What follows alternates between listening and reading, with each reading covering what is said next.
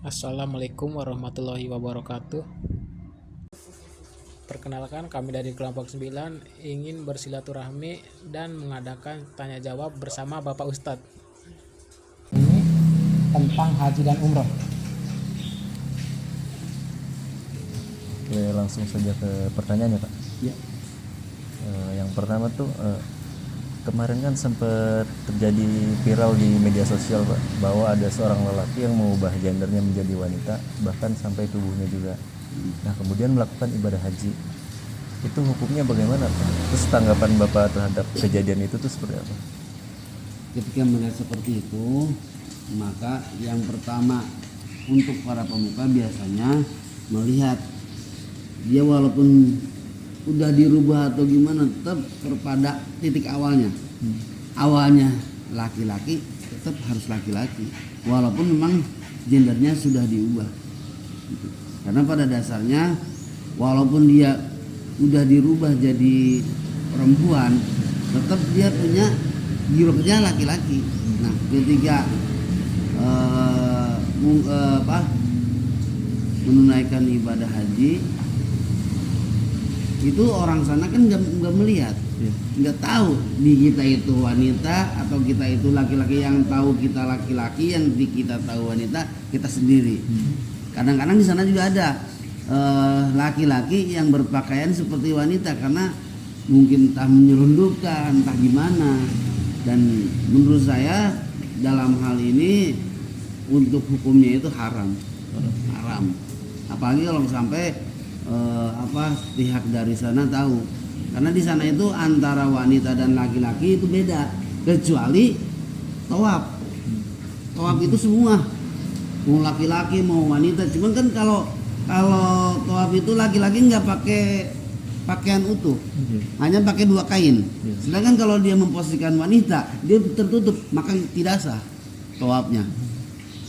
Jadi kalau kemudian dia berperilaku seperti wanita, maka ketika di sana dia menghukumi diri sendirinya, menghukumi dia wanita berpakaian seperti wanita. Wanita bebas pakai jilbab, pakai apa, bebas wanita. Tapi kalau laki-laki nggak bisa begitu. Makanya ketika dia menunaikan tawaf seperti itu, kemudian sa'i, dia memakai atribut wanita, udah jelas tidak sah. Dosanya juga besar itu. Oh iya, jelas. Kalau bersentuhan dengan wanita langsung. Iya, kalau di sana bersentuhan dengan wanita nggak batal. Nggak betul. Karena berbeda mazhab. Kalau di Indonesia kan mazhab Syafi'i, kalau di sana bisa Maliki. Kalau di sana nggak batal.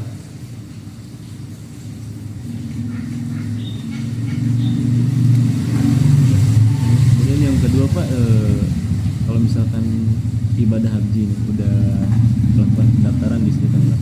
Nah, kemudian pas mau berangkat tuh orangnya meninggal. Apakah itu bisa diwakilkan atau gimana? Nah, itu tergantung dari agennya. Kalau misalkan dari, kan sekarang ini ibadah haji nggak langsung daftar ke pemerintah, banyakan ke biro. Nah, di biro tergantung dari bironya. Kalau ternyata itu bisa diwakilkan, saya juga ada pengalaman di daerah Banten. Ketika itu orang tua saya meninggal, ya, sakit kemudian meninggal, dan kemudian berangkat itu sama keponakannya.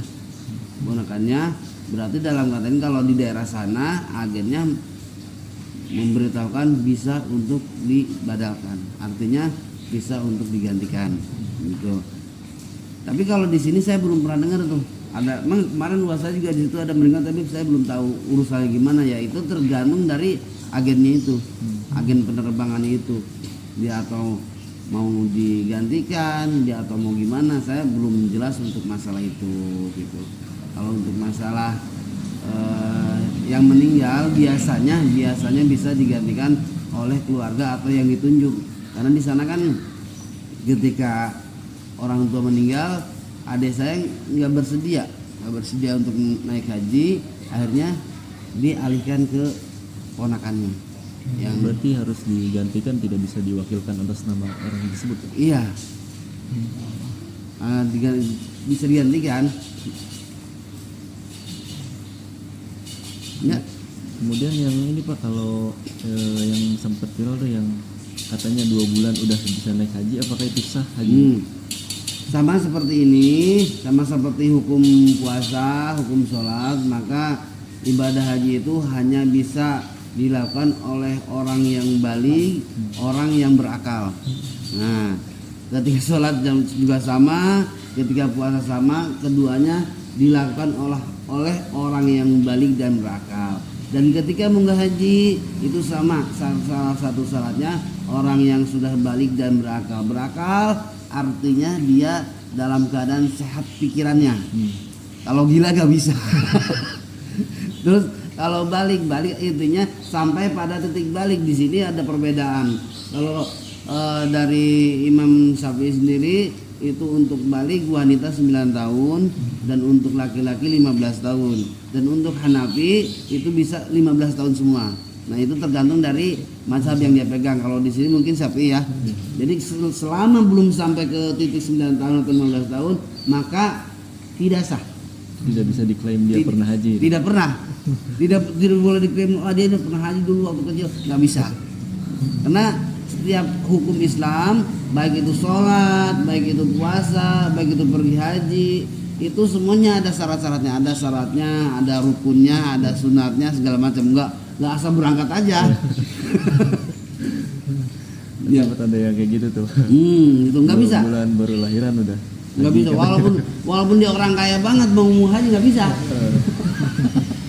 Berarti sia-sia gitu ya Pak? Iya, kalau sia-sia sih enggak. Ketika dia memang mau berangkat haji nggak apa-apa. Nggak apa-apa. Cuman aja kita sah. nah iya, karena untuk mengharap sah atau tidak maka tidak sah. Kalau itu di bawah nggak jadi masalah. Nah, terus kalau di Indonesia sama di luar negeri beda Pak. Kalau di luar negeri orang mau pergi haji 1 kali sampai 10 kali udah pergi haji udah.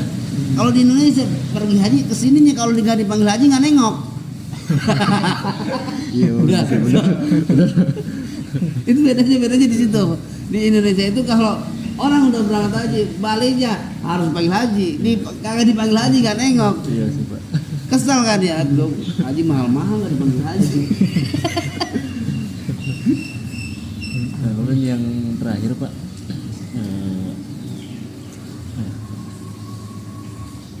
kalau misalkan kita berangkat umroh sama haji kan beda ya Pak? Nah, kalau misalkan kita berangkat umroh itu bisa dipanggil haji apa tidak? Sebenarnya bisa aja, karena umroh itu haji juga, walaupun memang haji kecil. Itu kalau ada beberapa daerah di sini ya, termasuk di Cimahi, ketika orang pulang umroh baliknya dipanggil haji. Karena itu saya bilang panggilan haji ini hanya untuk Indonesia aja, hanya ada di Indonesia aja. Namanya Kiai Haji Anu, hanya bisa di Indonesia saja. Kalaupun akhirnya umroh pulangin dipanggil haji nggak jadi masalah.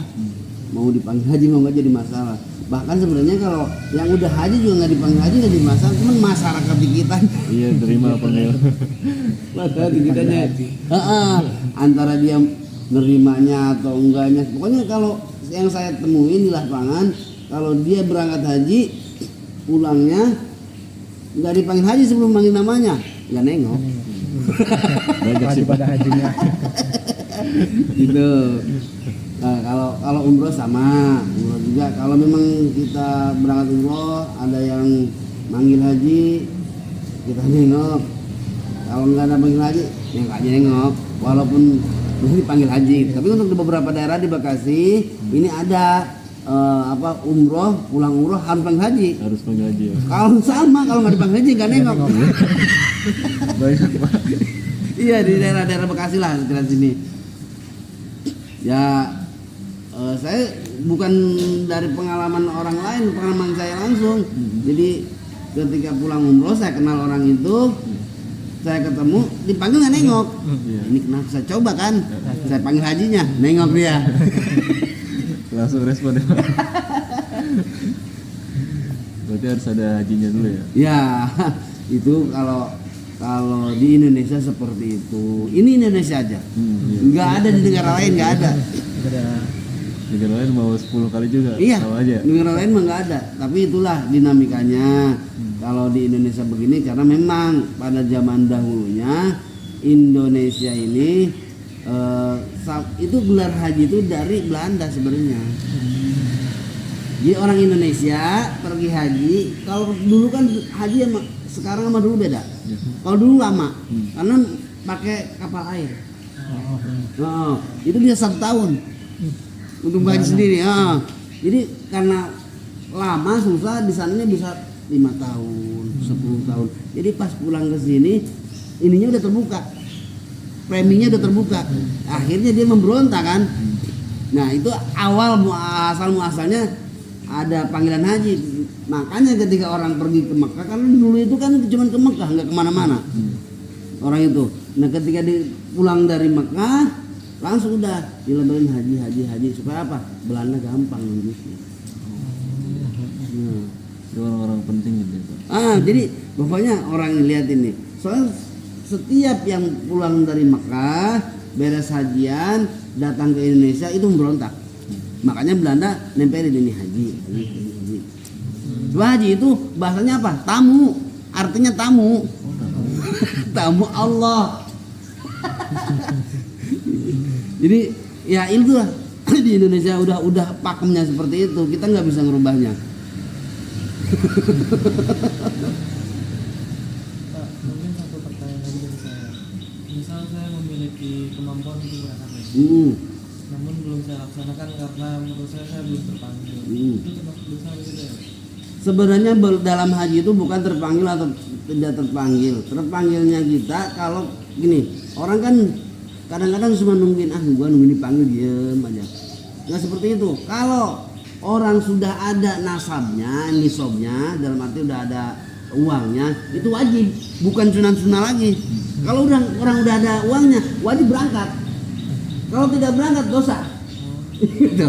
Itu kalau uangnya pas-pasan gimana, Pak? Nah kalau uangnya pas-pasan nggak jadi masalah, nggak berangkat juga. Cuman kan kita mah orang yang uangnya pas-pasan nekat berangkat, orang yang uangnya lebih nggak mau berangkat. Kan ini bunga haji itu, bunga haji itu ada keunikan. Kalau memang kita nggak ada biaya, nggak wajib kita bunga haji. Tapi kalau kita uangnya udah cukup, ininya udah ada, kita nggak berangkat haji, balik jadi dosa. Karena kita udah ada di kecukupan di biayanya, tapi kita nggak berangkat. Malah sekali yang pengen berangkat itu yang orang-orang yang modalnya pas-pasan. Tapi karena itulah Allah memanggilnya, kemudian Allah cukupkan dia. Tapi sebenarnya Pak, saya tidak berangkat haji itu karena melihat beberapa public figure setelah berangkat haji dia tidak melakukan perbuatan yang buruk lah Pak. Jadi kayak sia-sia aja gitu berangkatnya. Kan haji itu ada haji mardud, ada haji makbul. Kalau misalkan dia dalam kehajian itu kan orang datang berjuta-juta. Kita ngitungnya dari Indonesia. Jadi dikatakan kalau misalkan dalam perjalanan haji itu hanya ada 10.000 haji yang makbul. Walaupun datangnya berapa juta, tidak semuanya dikatakan makbul. Ada aja. Walaupun misalkan dari Indonesia datang sana 2 juta, 3 juta, itu nggak semuanya.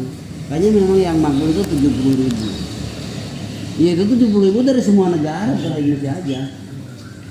Jadi tidak menjadi patokan bahwa dia mau udah haji harusnya begini, nggak bisa. Walaupun dia udah haji, kadang-kadang ada yang pergi haji di rumahnya nggak pernah ke masjid, nggak pernah haji, nggak pernah apa-apa, punya banyak duit berangkat, kan? Setelah pulang ya itu seperti itu. Hajinya haji mardun. Gitu. Nggak semuanya baik. Orang pergi haji kembali nggak semuanya baik. Gitu. Ada memang orang yang di sininya nggak pernah ke masjid, nggak pernah bergaul, ternyata pas pulang haji kembali dia berubah. Itu dikatakan haji karunia. Iya. Gimana? Ya. Siap. Baik, terima kasih atas sesi tanya jawabnya Pak. Terima kasih juga atas waktunya. Maaf mengganggu soalnya. Baik, sekian sesi tanya jawab dari kelompok 9. Kurang lebihnya mohon maaf. Wassalamualaikum warahmatullahi wabarakatuh. Waalaikumsalam.